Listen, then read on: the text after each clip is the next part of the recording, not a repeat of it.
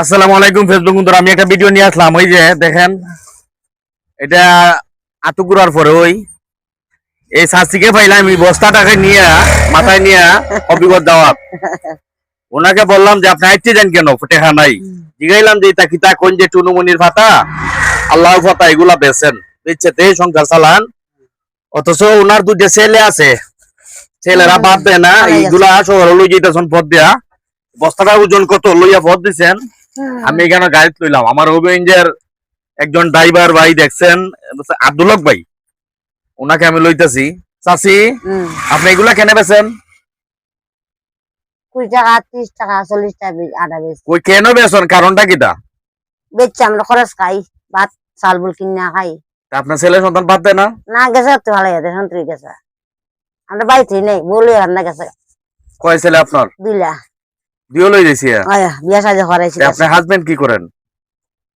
আপনার যে মুরব্বী ঘরের টাইম কিটা করেন? ওইতে তুললা দেয় আর আমি বেশি ইতে তুললা। কতটা কষ্ট লাগে বন্ধুরা, দেখেন ওনার হাজবেন্ড ওইগুলা বন থেকে শুকাইয়ে দেন আর উনি এনে বাজারে বেচেন, বেচে এইটার উপর জীবিকা পালন করেন।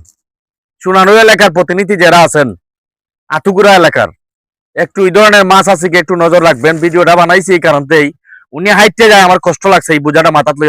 কারণটা কিটা? উনি বলেন যে আমার ছেলে সন্তান বাদ দেয় না, দুইটা বউ করাইছিলাম, দুইটা ফেলাইছি। উনার হাজবেন্ড এগুলা তুলে দেয়, উনি বাজারে নিয়ে বিক্রি করেন। দেখেন এখান থেকে হবিগঞ্জ আইতে ভোট দিচ্ছেন, অথচ একটা মিশুক ড্রাইভারও নেয় না, একটা টমটম ড্রাইভারও নেয় না। আমার এগুলা দেখলে পরে কষ্ট লাগে। যে কারণে আমি ওনাকে আমার গাড়ি তুলছি, এখন আমি স্ট্যান্ডে নামাই দিব। ঠিক আছে নি মাসি, না মিছা কথা কইছি? দয়া করে আল্লাহ পাক যেন ওনার সন্তানদেরকে আল্লাহ হেদায়েত করেন, প্রত্যেকটা সন্তান যেন মা বাবাকে বাদ দেয়, এই দোয়াটাই করি। আমি কোনো গালি দেই না, কারণ যেহেতু মানবিক কাজ করি।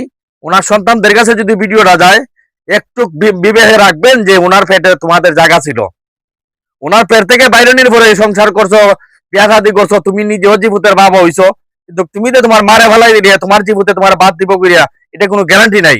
যতটুকু পারো আল্লাহ যেন হেদায়েত করে, এই বলে ভিডিওটা রেখে দিলাম। ভিডিওটা শেয়ার দিবেন। আল্লাহ হাফেজ।